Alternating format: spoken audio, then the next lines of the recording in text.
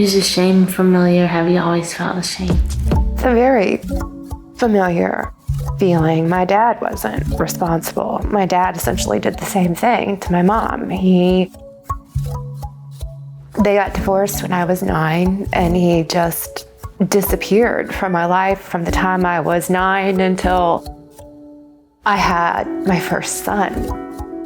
And I should have known better. I lived this life. I lived this life as a child, and then I recreated it as an adult.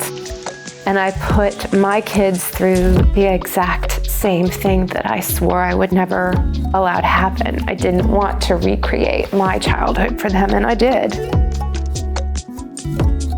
I recreated it.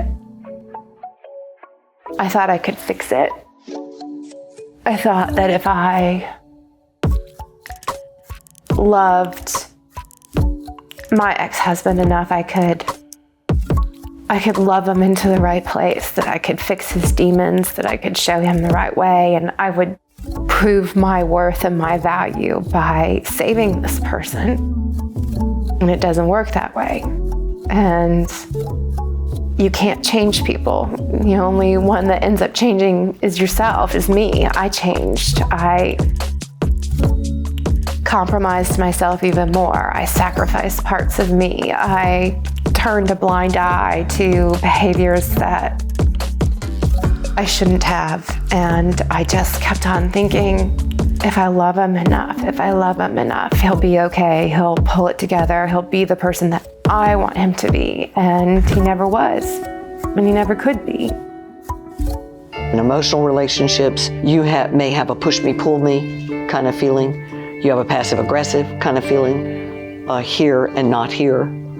That there may be a pattern, and it may be derived and based on something you learned very early on, that at that time you weren't able to analyze. You were a child or a little baby, who knows? And if that is what you want, if that's what you feel is normal and good for you, then fine, continue. But if not, then let's look at understanding it so that you can then turn to expressing in a new way and attracting in a new way. Unconsciously we attract what we need to work on, don't you? I think that's true. I believe that. And also attract what we're afraid of. If you're a dress company and suddenly you find that the pattern for the dresses you're making is producing incorrect dresses, you don't go and change all the dresses, you go and change the pattern. It's the same idea. You don't change the physical part, you go change the pattern that's producing that physical part. And that pattern that we have, there's nothing wrong with it. It just, again, has concepts that are no longer relevant.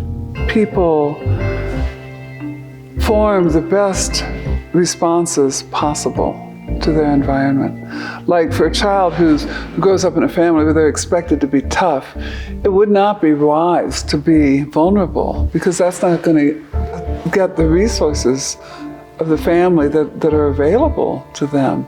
So all these patterns are salubrious, healthy responses to trauma and attachment issues. Clients often come in thinking, I shouldn't be doing that, that's terrible, I'm defective, I'm flawed, and I never see that as true. I see it more as, these patterns were healthy, adaptive responses to what happened to you. The problem is that when we form those patterns, those responses don't change when the circumstances change. That's all. What Alan Srofe has found with his colleagues in Minnesota is that there are patterns that continue once this infant, when the first categorization is made in terms of their relationship with their caregiver, it follows forward into life. So when you study a child early in school, you'll see patterns continuing. When you study these children in camp, the patterns continue. When you study them forward into adolescence and adulthood, the patterns continue. They're changeable, but they continue. So that tells us a second important factor besides the universality of it is that it seems to have longitudinal implications. There are 3 pictures. In the first picture, a child is building a block tower. In the second picture, another child is walking by.